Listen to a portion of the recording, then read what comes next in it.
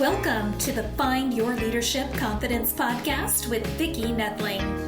You are about to discover impactful lessons that help you grow as an individual, grow your confidence, and find the positive and good within you, so you powerfully and authentically become the best version of yourself. Be sure you visit our website at www.findyourleadershipconfidence.com. While you're there, subscribe to us via your favorite network.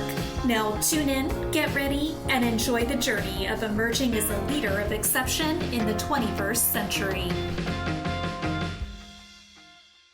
Welcome, everyone, to the Find Your Leadership Confidence podcast.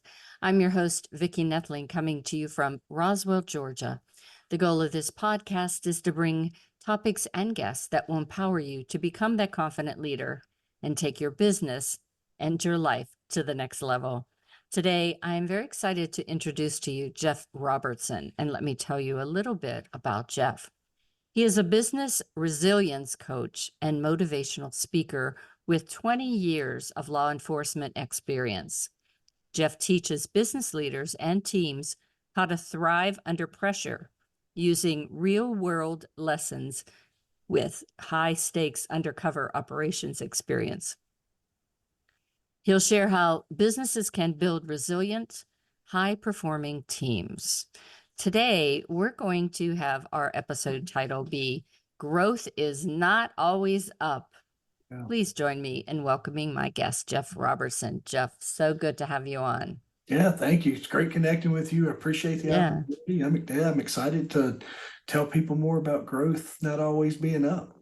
Yeah, and I love having a policeman, ex-policeman on the show. I love military and policemen because it gives that kind of a perspective that you can be this powerful, tough, no-nonsense kind of person, but understand what it takes to really lead in today's society from maybe a softer skills perspective. Absolutely. So let's just get into this with two easy questions that I always give my guests. The first is just share where you live. Where do you call home right now? Yeah, I'm out of Roanoke, Virginia, which is over I'm just north of you, I guess. Yes. We probably catch some of the same storms that come through, right? Yes, we certainly do. Yeah, just sometimes you get a little bit worse than I do. Yeah. Closer to the ocean. And Roanoke's over next to we're over next to the Blue Ridge. So we're in the rural mountainside. Yeah. Beautiful, beautiful area. Love that area. So I just gave a brief introduction of where you are today and a little bit about what, how where you came from, but not how you got there and what really was the pivotal points or paths in your journey that said, this is what I'm to do. This is really what my mission or my calling is. So please share. Yeah, absolutely. So, my journey starts really young. I grew up in rural America, and as I tell people, I'm not in one of these impoverished. I never went to bed hungry, I'm not looking for that, right? It's that, but there was times were different, and I was raised by my grandparents. My grandfather, he was a little more of a lot of reckless behaviors and destructive habits, and some of that was fueled through alcohol. So you'll see me sometimes put out little things about my life growing up. And one of the things I've told people is it's easy when the police are at your house all the time, it's easy to be a criminal or a police officer. And I went down the path of, I just had this knack of, I love to help people. And I always enjoyed, my mom had a store. I pumped people's gas every Sunday. That was my job, was to pump gas. So I learned at an early age just the power of helping everyone. And just through that nurturing in law enforcement, I remember in sixth grade, I had my sixth grade teacher, Miami Vice, the program was out at that time. Yeah, I didn't know that. Yeah. She asked you like career days. I dressed as Don Johnson, and I went, I'm going to be undercover cop. And then that year, I had found my grandmother had died, and I had found her, and the police were there more, and ambulances, and just more lights and sirens, right? So I just had this calling, and in middle school, I connected with people that were, junior members of the fire department, rescue squads, and all those things, and that just amplified more of what I was being pulled into. So yeah, I said I was going to do police work in sixth grade, and then fast forward until I started right out of high school working at our local sheriff's department as a 911 dispatcher, and then made my career path through law enforcement, public safety, EMS, fire, ultimately into law enforcement, and then I did get to finish with about a 6 to 7 year stint doing some undercover work, like I had told my teacher I was going to do. And as that career ends, I'm at this this inroads of I had done that job for so long, and I struggled to find the skill set. I had this amazing set of skills, and like you said to begin with, as your military and law enforcement folks, is you know how to deal with some of the biggest problems, but learning how to transfer those into private life and business world can be somewhat of a struggle. So I was fortunate enough to find a good mentor, and he and I went on a path for about 10 years in business, and I learned just tons of ins and outs. Marketing was one of my strong suits. Technology always came easy to me, right? So, and then as I started moving through business, I worked for a W-2 for someone for about 10 years, and as I was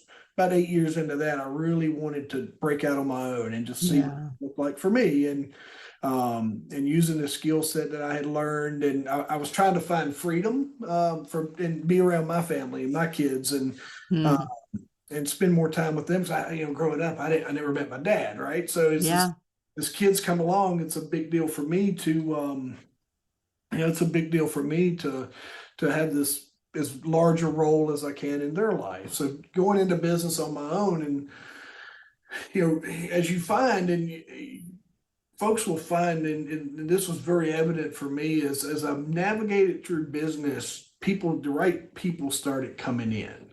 And that power of proximity, you're going to be a product of the 5 people you had in your life. And ultimately, one of my kickstart moments was my son was born, and I had gone to get life insurance, and I got denied life insurance because my markers were so off. And I found this gym called Fit Body Boot Camp, and I went in as I walked in the morning and said, hey, I want to join. And it was at the time it was primarily women that was going to the one that I joined. And the day that I took that first class, I was like, you know what? This vibe is so good. I'm going to own one of these one day. So that's all. I went on to work in fitness for the owners that owned that one, and then right out of during 2020, I had the opportunity to buy my own Fit Body Boot Camp right during the middle of COVID, as it's coming out of that phase where you can reopen. Yes. Reopen gyms, right? Group exercise in blue states was, you couldn't. They closed gyms, and they opened liquor stores and closed gyms, right? So that's came out of that time. But we bought a gym. Our gym, we bought it, took ownership the day that you could go back to in-person classes. So I was able to operate that business, and then my coaching business, and that's kind of it's. That's kind of the 1,000-yard overview of there's a lot of little nuggets and good people and bad times, good times. There's thousands of stories I could unpack of pivotal moments along the way. But that's kind of the overview there is That's so great. And I love that that you saw something that you loved, and probably all your friends around you are telling you, don't buy that gym. It's, it's not the right time. Just find something else. But you trusted your gut, and you made it through. We're in an outskirt, a little more rural market. So, everybody's, not everybody's used to a group exercise program or whatever. And I remember a handful of months in, a friend of mine now who started as a member, I was like, she's like, how's it going? I'm like, the money could be a little better, just trying to get more people in the door. And she's like, you need to learn patience. And I was like, I get it. It's just hard when bills are, when you're trying to make Yeah. it. And she goes, just remember, you did buy a gym in the middle of a pandemic. So be Um, patient. Good. That's good advice for anything. So you were undercover cop. So yeah. what role does DISC, and that's DISC for those that are listening, and you can go into more about that in case there's anyone out there that doesn't know about DISC, and mentoring. What role did that play? It's really, we had done a lot of disc work. And disc work is it is all absolutely just personality testing. Mm-hmm. You get Yeah. into your behavior styles, and one of them is dominant. I'm going to find my notes here. We've got it's DISC, and Mm-hmm. I use birds to represent ours in the Yeah, I program. was going to see Yeah, it's grown from, I'm 66. So when it first came out, it was, just traits and things, your behavior habits, but now it's colors, it's animals, it's yeah. characters. It could be actually fun to do your behavior out of using disc. Yeah, I definitely always recommend folks doing it. And it was eye opening for me. So back then we called it DISC, which is dominance, influence, stabilizing, and cautious is kind of one way that they put it. We represent those by eagle, parrot, dove, and owl. And Nice, nice. that I teach, yeah. So we had done all sorts of just personality tests, and as a young guy, you don't, and I'm not educated, right? I graduated high school, and then everything else is just good mentoring and good people being around me. Yeah.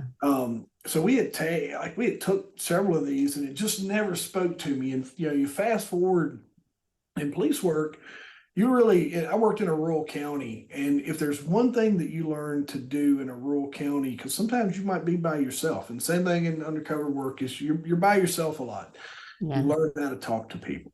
And Yeah. what I didn't realize at the time was you learn how to talk to people the way they need to be talked to, right? And some of it's you just kind of chameleon is what we use, the term we use Mm. now.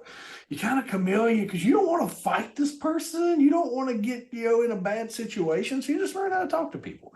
And I didn't realize that at the time I was applying a lot. I just couldn't understand this DISC where I was, I wasn't like you'll hear me say this a lot of times. I heard what everybody was saying. I just wasn't ready to listen, or I wasn't ready to Yeah. understand. So I just process things differently is what I learned. It's not a bad thing, right? You just figure that out. And Yeah. sometimes you're ready to receive information, and maybe you've had this moment where you're like, something will happen and you just kind of let it wash through, and then a year later you're like, oh, It's like, yeah, oh, that that's makes what that total was about. sense, right? So that's me.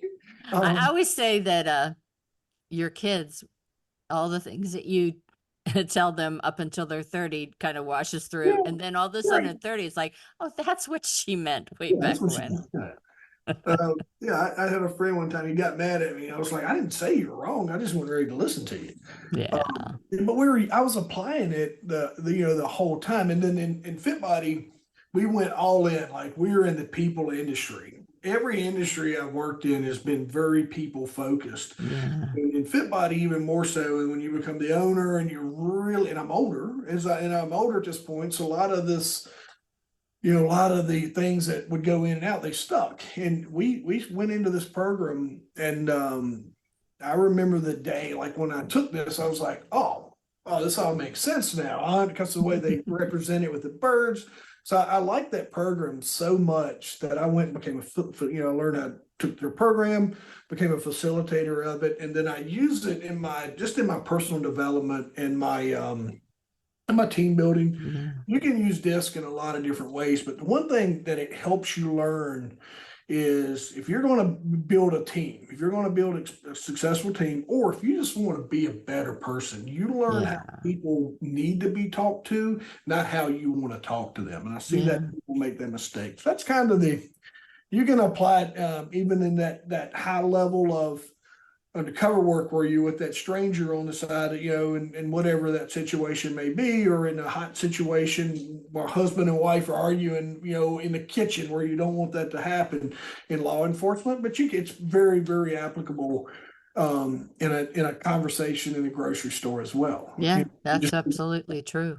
yeah, And I think it's really one of the things that's so important to remember as you're trying to um, grow in your leadership confidence is that when you walk into a situation, say you became a new manager or a supervisor, or even, a new parent or exposed to other people's kids and things and parents, you have to assess the situation. And it's not just 5 minutes either.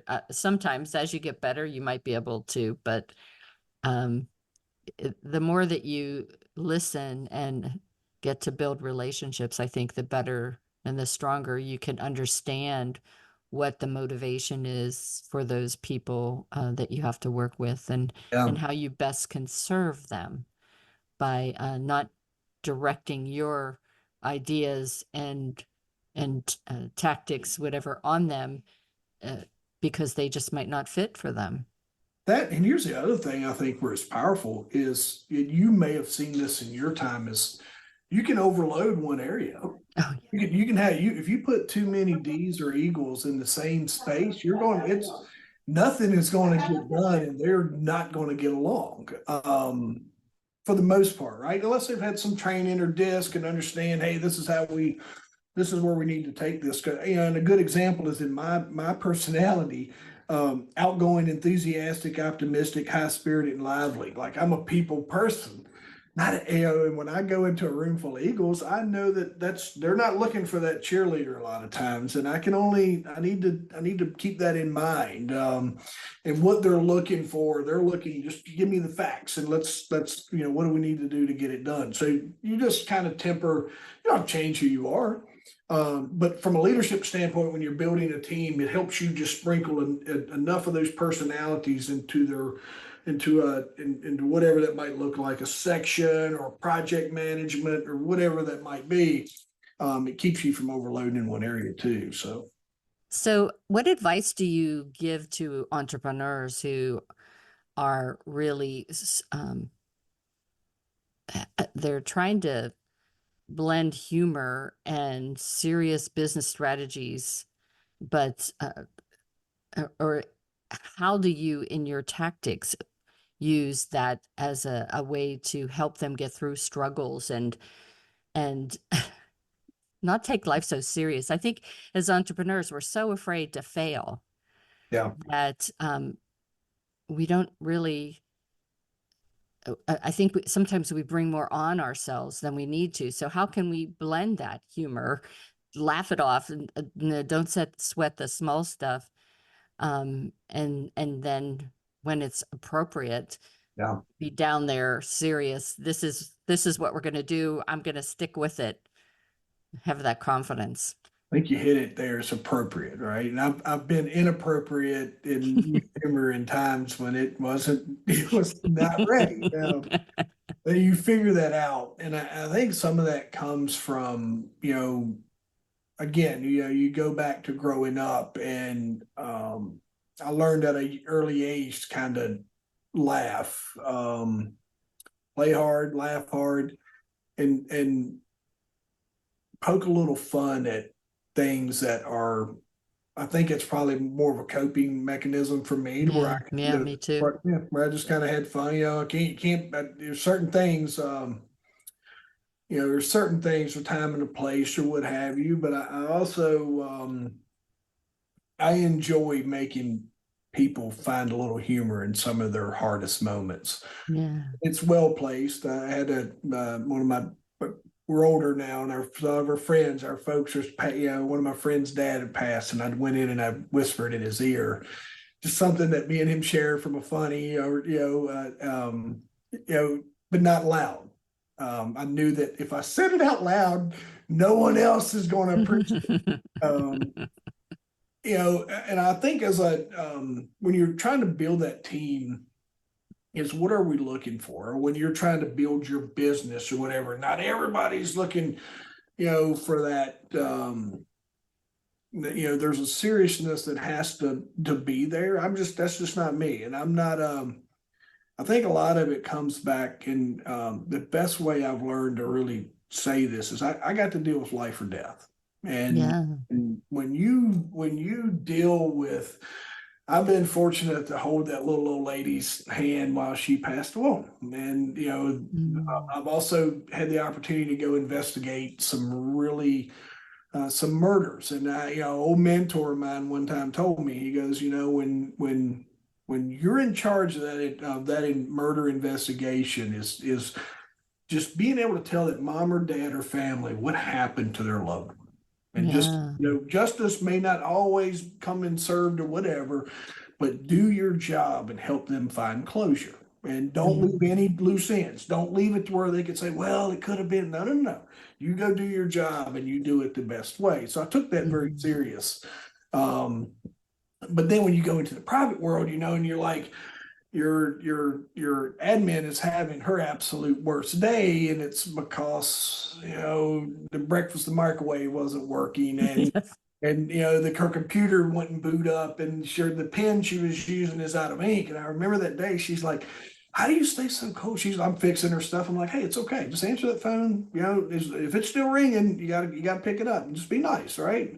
She's like, how do you stay cool under this pressure? And I was like, it's not real pressure. There's no gun to my head.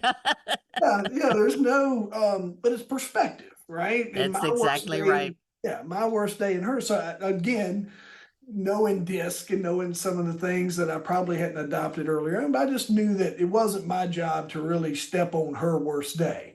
It was for me to show her, like, hey, this is how you navigate through this. Take a deep breath.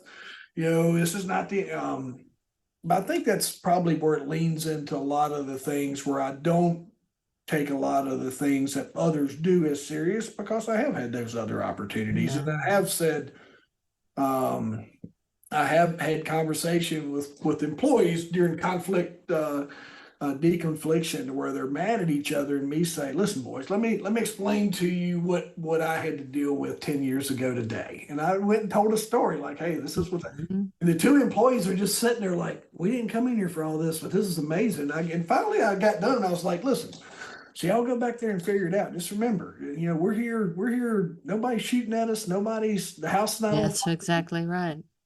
So I use a lot of those experiences of that pressure, that powder keg moment, of just as something to where it helps people navigate through their worst day. And I had a friend of mine tell me this, and I want to make sure that's clear. It's like, she told me, she's like, you have to be really careful, because you've seen a lot of things. Your worst day and my kid's worst day, two very different things. Bad grade on a test is my kid's worst day. So perspective and making sure exactly. Using that empathy. Yeah. And then just teaching, you navigate that. But I think that's where I the things that need to be took serious, I do. But when you get to work and see some of the things, military folks, folks that are trying to transition into business, there's a struggle to find your voice. Just because you're used to, like I'm used to a certain language, and then when you go into business, they don't talk like you do. They don't talk, it's not as direct, and you have to.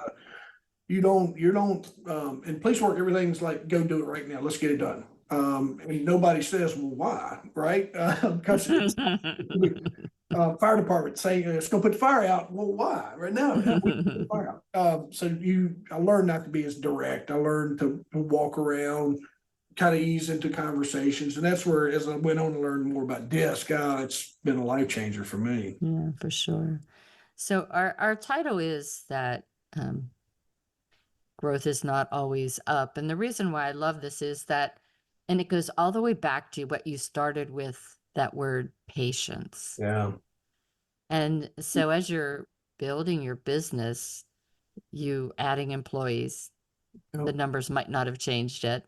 Yeah. You're adding projects or products, services, the numbers might not have changed yet. And it's just that, at that patience that, as your friend told you, at some point, things will change, the trajectory will change. But how patient can you be? So talk to me more about your thoughts about why Yeah. growth is I think, not always up. my wife's probably been the one that's helped me realize it. When you look at business evaluations, it's always on your profit and loss. Yeah, It's it never, is. and she told me one time, because you're in 20, here we are, we're COVID gym, and we were launching, a couple businesses during COVID hit, and it stole a lot of that momentum away. And she had reminded me of that when you're sitting down and you're looking at your P&Ls and different things, and just where you are financially. But she's like, hey, wait, she really helped me take that money hat off, which is always important. Money's, as much as we take away from it, it has to be one of your measurable marks. But here's I learned that failure is your best teacher. That's exactly right. You know, Progress comes in phases. Stepping out of your comfort zone feels uncomfortable. Self-reflection is essential. And then, using just resilience is built inside of those struggles. Those are all those little things that I talk about. And then that's personally. And Yeah. that's the personal side of that. And where are you growing?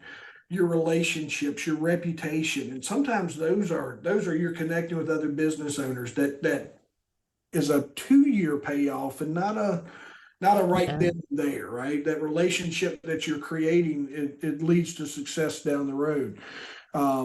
Your foundations that you're laying, even buying a franchise gym, there's tons of foundations inside of our franchise gyms, but that's on a higher level, is building those local relationships, building those local partnerships. And regardless of what that business is, and like you said, to speak to that, is that team, and building your team and finding your key people that can help lead you to success. And as much as we want our business dollars to be like a tree and go right up, sometimes they're like a bush. Sometimes they're the bloom or whatever, that when you walk out one morning you go, hey, why does this one section of this tree have all this bloom and the other looks like it's dead? Well, that can be, sometimes that growth is not always up. I think, when you're looking at business, sometimes, again, I don't want to steal away from this because it's essential, because if you don't have money and cash flow in your business, you'll absolutely be an employee somewhere. But if you'll focus on that, just those areas of growth that leads to that, and I think the visual I use is this tree is this big, but I have like 7 or 8 roots in the ground. And we're building this team root, and what is essential to watering that, and just we show this very elaborate root structure underneath this little bitty tree that is still going. So that's kind of the premise behind it from the personal side, and then on the business side is just setting that clear vision and purpose and customer relationships, your cash flows, being adaptable and innovative, strong team and leadership, right? Those are pouring into yourself, investing into your team, investing into those, just a really good foundation that helps lead to these other areas. And we get, like I say, you're always you're going to get distracted by cash flow, but all these other areas that are, I think one of my biggest things one day is I sat down in fitness, and I started really going back and scrolling pictures sometimes guests would, or clients would take pictures of me on a success day or whatever. And the amount of people that, hundreds, thousands of pounds and just feeling good, and the impact that you're able to make in all these people's lives, sometimes not always felt in an upward profit margin, right? Yeah. But yeah, it's just really just taking a big look at your overall picture and not just on a couple small markers is key, I think. I think one thing that always helped me is that all my life I've done volunteer work Yeah, where there's no money in that.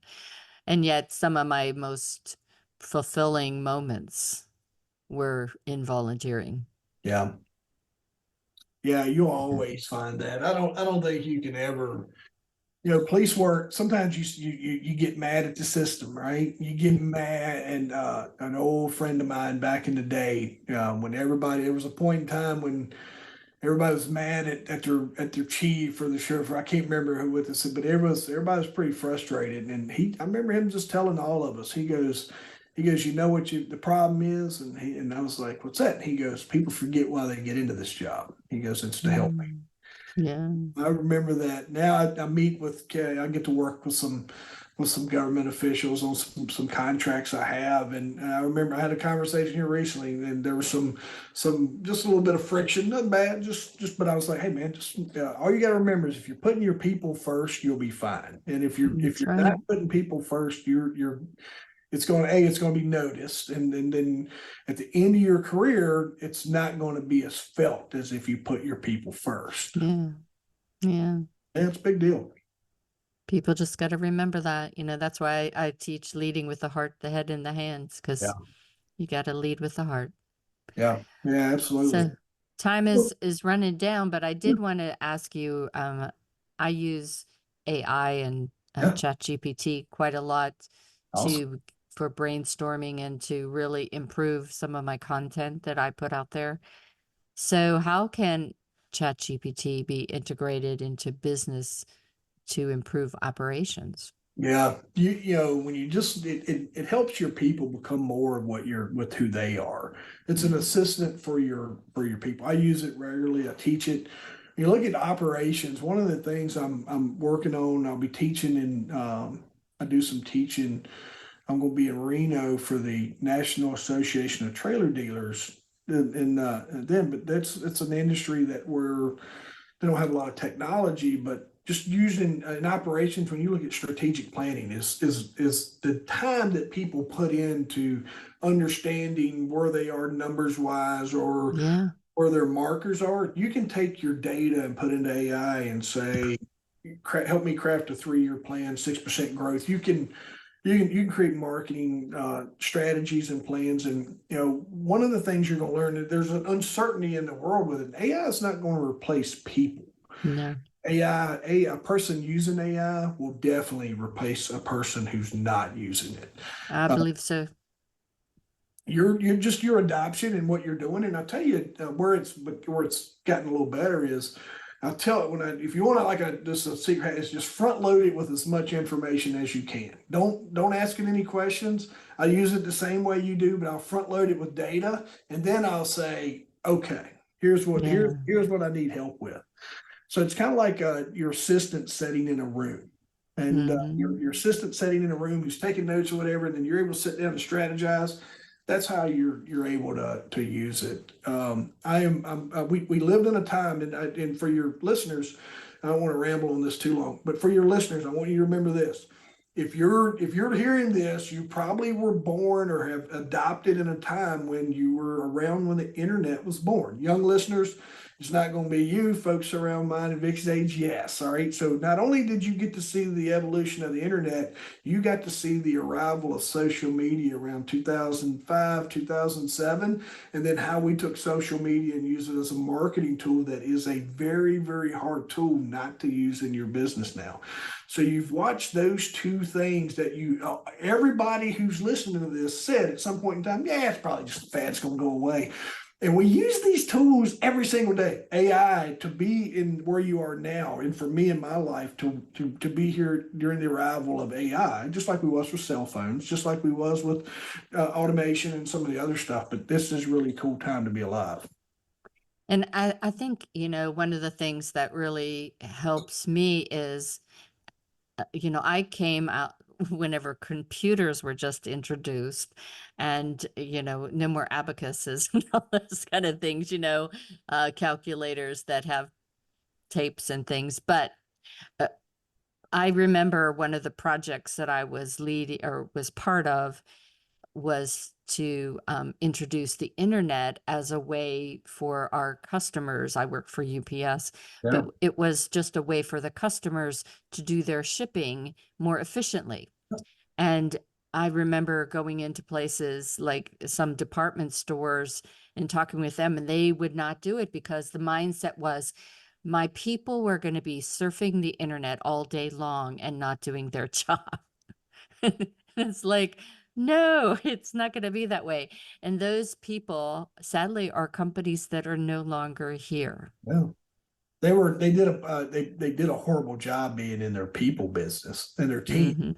Hmm. Folks don't leave. They don't leave good companies. No. Folks leave bad culture, and when you Yeah. have the policing of your people, that's something that'll make you want to hit the door pretty quick. Hmm. Is that people leave bad culture and bad bosses, or Yeah. bad leaders. So, and I even, when computers were introduced, I worked for an accounting firm. And so we were doing 40 and 50 page typed documents. And we actually had like, y'all won't know this that are younger than Jeff and I, but they had a thing called a Selectric typewriter. So it typed faster than you could manually. Yeah, But if you made a mistake, you had to use whiteout. Well, you couldn't have whiteout on these financial documents. So you could be at page 50 of a 60-page document and would have to restart things if you messed up, if you forgot anything. So yeah, I was the first to raise my hand to use this new technology called a computer yeah, because it deleted things and I didn't have to start over. My efficiency went up 100%. It was just so wonderful. But there was one of at that point, the woman was probably 20 years older than me, and she was really good as a typist. And was so against it. I can do better than that. I don't need that. And she hesitated. And then she eventually just retired because she couldn't keep up with what we were doing. And that's what everybody needs to be aware of when we're talking about AI and different things. yeah, Don't be afraid of it. Find a way to make sure that you can use it to save you time and efficiency and be better. And as you said, if the more you put in your words and your information, the more accurate what is put out will be. yeah, absolutely. Yeah, most definitely. Use it. Don't if you're on the fence with it, use it. You don't have to tell everybody. It's kind of like having a Facebook account. There's those that have it, and there's folks that lie about it, right? But it's definitely use it, and it's not going to. Don't load personal information like social security numbers. Don't use proprietary information inside your business or trade secrets. Don't do any of that stuff. Just like if you were Googling, and then don't use it like Google. Use it like it's a person that you're talking to that could help you figure out anything you're trying to figure out. Yeah. And just like whenever you interview or training somebody, ask those good questions.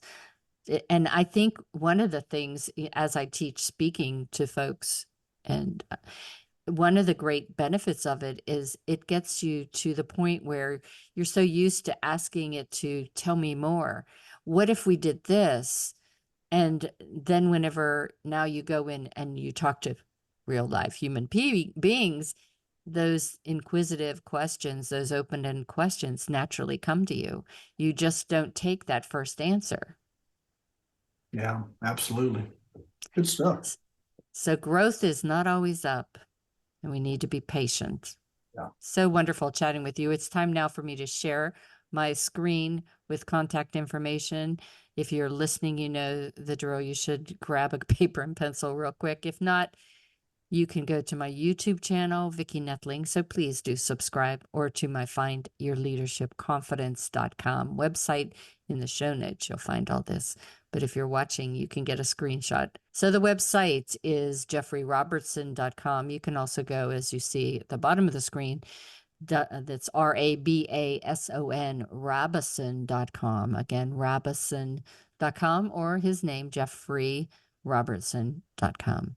Facebook is his name, Jeffrey Robertson, again, Rabson.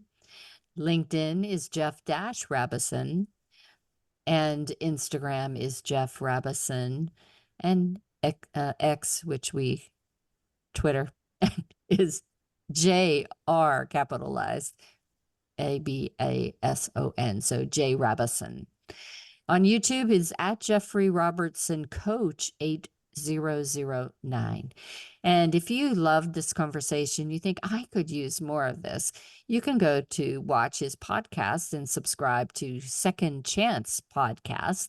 Again, Jeff Robertson's podcast is Second Chance Podcast. I'm going to turn it over to Jeff. He's going to tell you what you might find on his website, any links, any resources that might help you, maybe more information about DISC, as well as information on blogs and what else he has, and where he spends maybe the most time in social media that you could be able to connect with him more rapidly.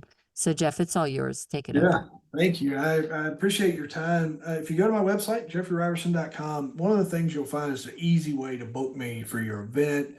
Not only do I do workshops on just personal development, leadership development, or team development, but I'm available for inspirational, motivational speaking. A lot of it, my motivational speaking just comes from my life. And in fact, every piece of content that is developed and that I put out is some kind of tinge that has been inspired by a moment or something that I've had in my life as well. In my blogs, you're going to find anything from business to personal, and all those little in-betweens are things that are just helping us make more money, become better people, develop better systems and processes, and whether that's at home. And just help some folks, like there's also an audience that'll find tips on cash flow, but there's also things that'll help folks that are struggling just to get out of bed sometimes. And I love being kind of an advocate for both sides of that and everything in between. So I've always struggled to kind of find my ideal audience, and then I'm also on Instagram is where I spend the majority of my time at Jeff Robertson. If you direct message me there, it's going to be me that's responding to you. If you want to create a conversation about whatever's on your mind, or if you got questions about what I can do to help you, send me a message and we can start a conversation there. So I appreciate you. Yeah, fantastic. Again, RABASON.com. Jeff, it's just been so great. You shared so many good stories, lots of great tips, and it's been a pleasure having a conversation with you today. Yeah, thank you. Appreciate you giving me the opportunity. Awesome.